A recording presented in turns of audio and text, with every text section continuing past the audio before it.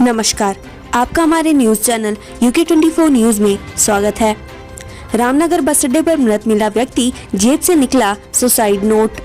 नैनीताल जिले के रामनगर में बुधवार सुबह एक व्यक्ति प्राइवेट बस पर बेहोशी की हालत में पड़ा हुआ था। स्थानीय लोगों ने मामले की सूचना पुलिस को दी।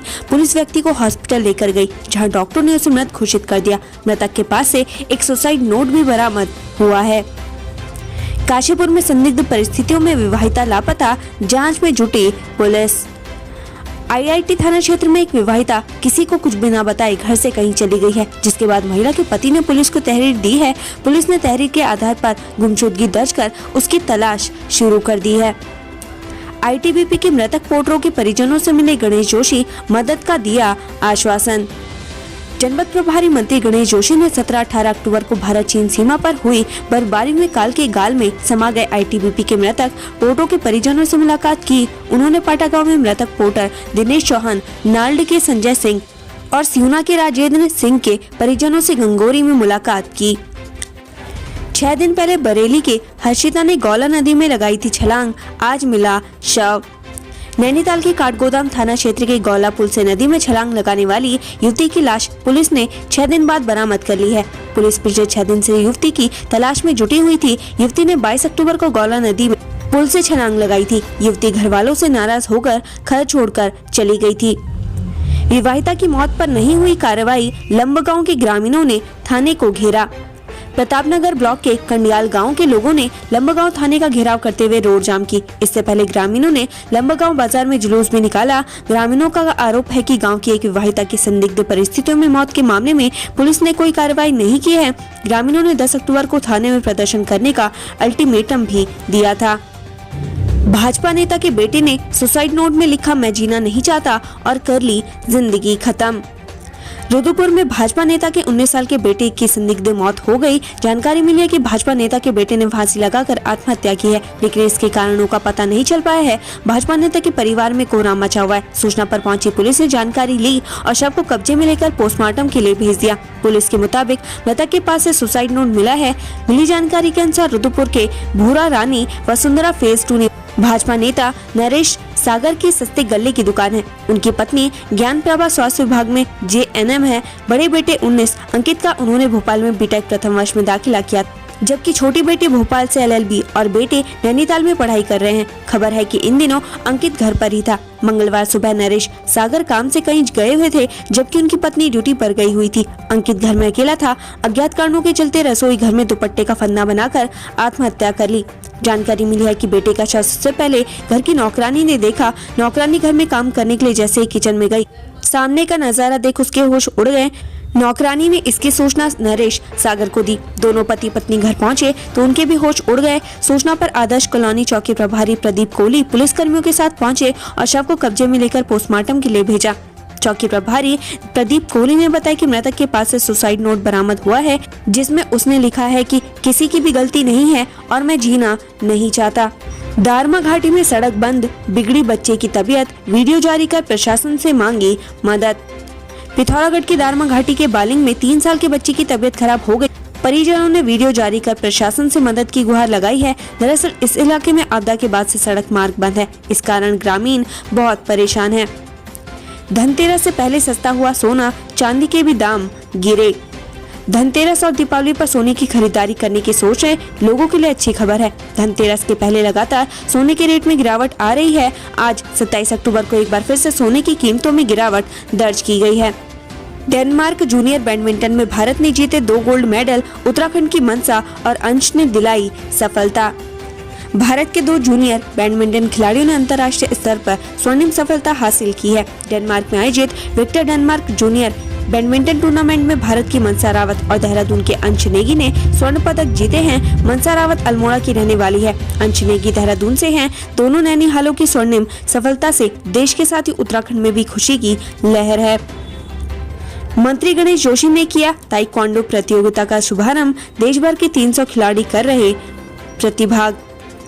मसूरी में कैबिनेट मंत्री गणेश जोशी ने Mussoorie cup 2021 open national taekwondo kyorugi poomsae champion का शुभारंभ किया। चैंपियनशिप में देश भर के 300 खिलाड़ी प्रतिभाग कर रहे हैं। धर्मावाला चौकी प्रभारी और कांस्टेबल निलंबित, फर्जी मुकदमा दर्ज कर रिश्वत मांगने का आरोप। राजधानी देहरादून पुलिस द्वारा फर्जी मुकदमा दर्ज कर 1 लाख रुपए डिमांड करने का भ्रष्टाचार से जुड़ा एक ताजा मामला सामने आया। प्रथम दृष्टि में आरोप की संदेह के घेरे में पाते हुए पुलिस डीजीपी अशोक कुमार ने ससपुर के अधीन आने वाले धर्मावाला चौकी प्रभारी दीपक मैठाने और कांस्टेबल 53 सिंह को तत्काल प्रभाव से निलंबित कर दिया है। साथ ही इस पूरे प्रकरण की जांच राजपत्रित अधिकारी द्वारा कराए जाने के लिए देहरादून एसएसपी जन्मे खंडूरी को निर्देश दिए गए हैं। अब बोट पेट्रोलिंग से रखी जाएगी हाथियों पर नजर, प्रमुख वन संरक्षण ने दिखाई हरी झंडी। राजाजी टाइगर रिजर्व और हरिद्वार वन प्रभाग क्षेत्र से जुड़े होने के कारण आए दिन हाथियों की आवाजाही हरिद्वार की आबादी के बीच नजर आती रहती है। कई बार हाथी आबादी के बीच पहुंचकर घरों व फसलों को नुकसान भी पहुंचाते हैं। इसी के तहत जिले में हाथियों को आबादी क्षेत्र में आने से रोकने के लिए हरिद्वार वन प्रभाग ने बोट पेट्रोलिंग शुरू की है। कॉर्बेट पार्क में अवैध निर्माण पर हाईकोर्ट सख्त, राज्य और केंद्र सरकार से मांगा जवाब। कॉर्बेट नेशनल पार्क में अवैध रूप से किए जा रहे निर्माण कार्यों के मामले का नैनीताल हाईकोर्ट ने स्वतः संज्ञान लिया है। साथ ही हाईकोर्ट ने मामले में सख्त रुख अपनाते हुए राज्य और केंद्र सरकार से जवाब मांगा है। कोर्ट ने राज्य सरकार से यह भी बताने को कहा है कि पार्क की कौन कौन सी जगहों पर अवैध निर्माण किया गया है। वहीं कोर्ट ने 8 नवंबर तक जवाब पेश करने के आदेश दिए हैं। फर्जी राशन कार्ड मामले में हाईकोर्ट ने यूएस नगर के एसएसपी को किया तलब, 28 को है पेशी। हाईकोर्ट ने उधम सिंह नगर के जसपुर तहसील के मनोरथपुर में सरकारी सस्ते गल्ले की दुकान में डीलर द्वारा की गई गड़बड़ी के मामले पर सुनवाई की। हाईकोर्ट ने एसएसपी उधम सिंह नगर दिलीप सिंह कुंवर को पेश होने के आदेश दिए हैं। रोजगार बेरोजगारी भत्ते की मांग को लेकर आरजेपी ने किया सचिवालय कूच, पुलिस ने किया लाठीचार्ज। उत्तराखंड में विधानसभा चुनाव नजदीक है, ऐसे में सभी राजनीतिक दल विभिन्न मुद्दों को उठाकर जनता को रिझाने में जुटे हैं। इसी कड़ी में राष्ट्रवादी जनलोक पार्टी के सैकड़ों कार्यकर्ताओं ने भी सचिवालय कूच किया, लेकिन पुलिस ने बैरिकेडिंग लगाकर रोक दिया। इस दौरान उन्होंने प्रदेश के युवाओं को रोज और बेरोजगारी भत्ता देने की मांग की। एचपी फैक्ट्री बंद होने से नाराज कर्मियों ने श्रम आयुक्त कार्यालय पर दिया धरना। एचपी फैक्ट्री बंद किए जाने से नाराज श्रमिकों ने हल्द्वानी के श्रम आयुक्त कार्यालय के बाहर धरने पर बैठकर प्रदर्शन शुरू कर दिया है। निकाले गए कर्मचारियों का कहना है कि सालों तक कंपनी में काम करने के बाद अब कंपनी ने उन्हें निकाल दिया है। पीएम मोदी के केदारनाथ दौरे को लेकर तैयारियों में जुटा देवस्थानम बोर्ड।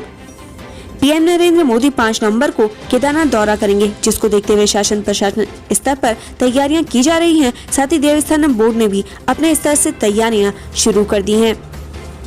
एलटी काउंसलिंग से 30% पदोन्नति को लेकर शिक्षक मुखर, प्रदर्शन कर जताया विरोध।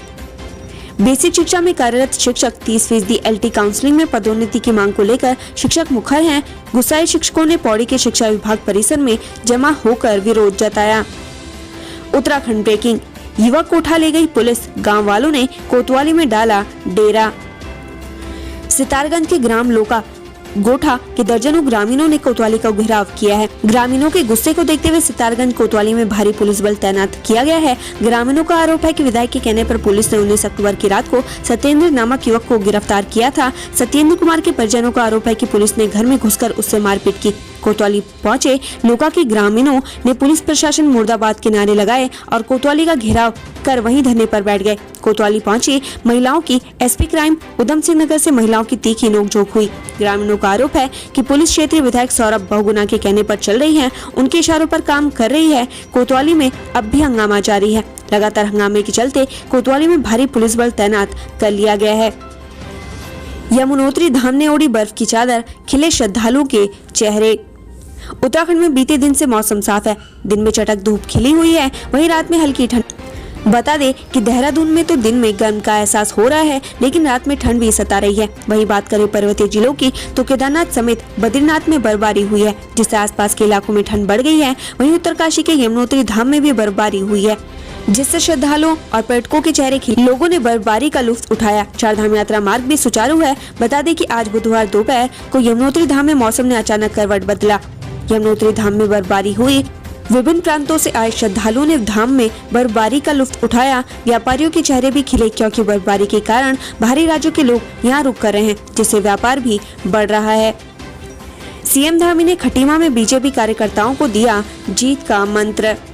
मुख्यमंत्री पुष्कर सिंह धामी ने अपनी विधानसभा सीट खटीमा में कार्यकर्ताओं को जीत का मंत्र दिया। सीएम ने खटीमा में बूथ अध्यक्षों और शक्ति केंद्र प्रभारियों की मीटिंग ली। मीटिंग में मुख्यमंत्री ने सभी को जीत का मंत्र दिया। हरीश रावत ने खुद को किया सीएम का चेहरा घोषित, बाबा केदार से मुख्यमंत्री बनने का मांगा आशीर्वाद। हरीश रावत एक बार फिर से उत्तराखंड में मुख्यमंत्री की कुर्सी पर काबिज होना चाहते हैं। कांग्रेस हाईकमान ने अभी भले ही उत्तराखंड विधानसभा चुनाव 2022 के लिए सीएम का चेहरा घोषित नहीं किया हो, लेकिन हरीश रावत ने बाबा केदार से खुद मुख्यमंत्री बनने के लिए आशीर्वाद मांगा है। उत्तराखंड से संबंधित ऐसे ही खबरें पाने के लिए हमारे चैनल को लाइक व सब्सक्राइब जरूर करें। धन्यवाद।